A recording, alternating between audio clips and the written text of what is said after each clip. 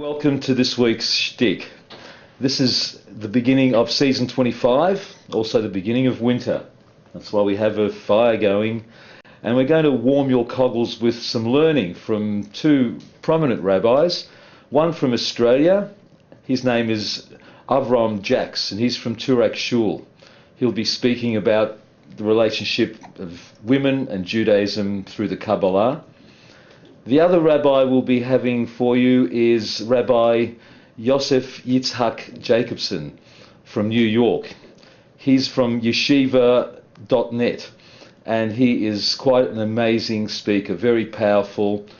A whole segment of his deep thoughts on women and the Kabbalah and learning about how women fit into Judaism. At the end of the show, we'll have a little bit of Lillian Frank speaking at the world's greatest brunch, speaking about her life. Just a snippet, we'll be getting her back on again. And the end will be Austen, Tayshus, something really to look forward to. We'll be talking about his new book, The Merchant of Menace. So enjoy the shtick. Here comes Avram Jacks. So first of all, the Kabbalists, the Jewish mysticism, views the entire cosmos as being a dynamic balance of feminine and masculine forces. Okay, so all spiritual forces can be and are divided by the mystics into two, masculine and feminine. And the cosmos is a constant struggle between these two forces and a balance between these two forces. The feminine element is also called the Shekhinah, which means an indwelling or a presence, something that is innate or part of the material of this universe. And the masculine forces we refer to God as HaKadosh Baruch Hu. HaKadosh means the Holy One, blessed be He, not she, right?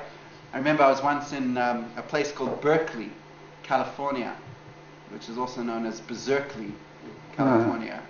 It was the home of the hippie movement, and I saw a bumper sticker on one of the cars, and the bumper sticker said, "The Messiah is coming, and boy is she mad." So it's so HaKadosh Baruch Hu is the Holy One, blessed be He. Now, what does holiness mean? Give me a quick definition of holiness. Connected to the upper realms. Yes, disconnected actually from the lower realms. Can we say that? Disconnected from the lower realm. That is what holiness means, transcendent, something which is above and beyond our grasp, beyond our reach, beyond this material universe. That's something which is called holy. Marriage is called kiddushin, so in the same word, kodesh, because what you do with marriage is you take a man and a woman from the singles pool. They can marry any other single man or woman, and you're withdrawing them from that, and you're making them exclusive to each other. So you are separating them. So holiness in Judaism means separateness. So when we speak about God as being a hu, which in Hebrew means a he, a male, then we speak about him as HaKadosh, as being separated. So Shekhinah, feminine, means being involved in a part of the world, and the masculine is being transcendent, like trying to go beyond the world. So a female role, as far as Kabbalah would look at it, is to discover the holiness that's contained within time and space, and to set that holiness free.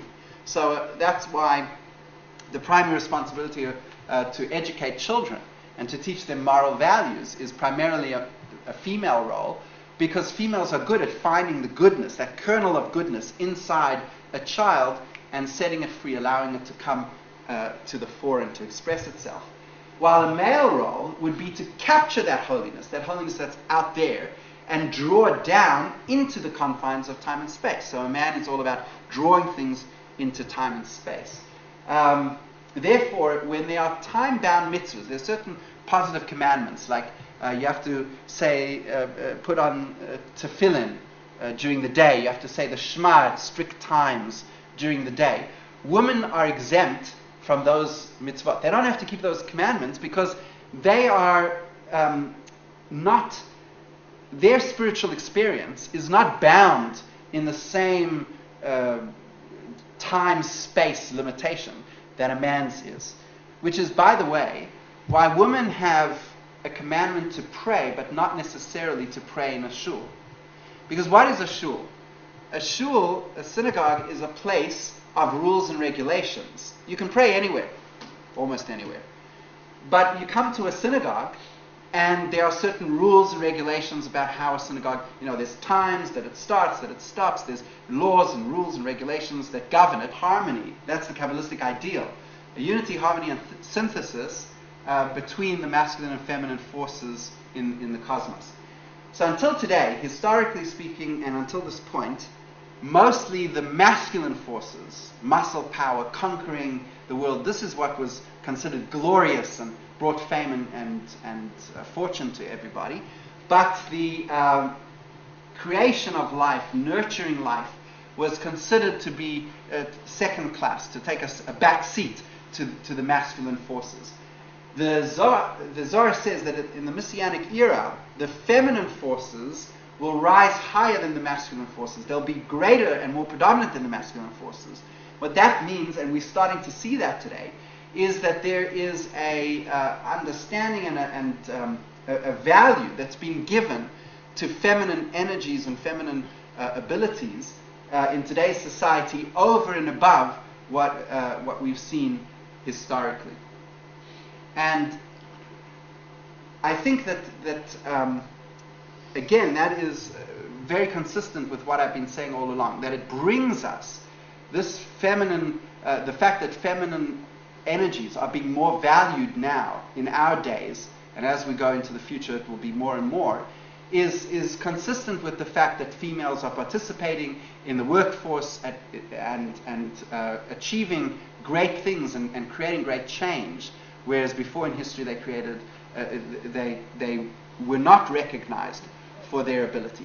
And I think that this is a wonderful accomplishment and something that the Torah is extremely supportive of and proud of, and something that is ushering in an era when there will be no more persecution, where there will be no more people that will be more vulnerable members of society that will need protection, because there will be proper justice, proper feminism in the sense that I've defined it, which is beneficial to all women, proper masculinism, healthy families, healthy children, and a society that is supportive of spiritual growth and actualization of each individual.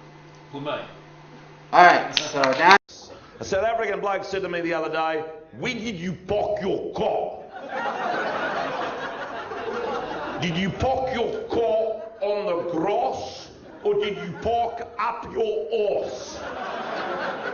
And he said, "Austen, I've been here for 60 years and I've lost my accent completely. I can't believe it."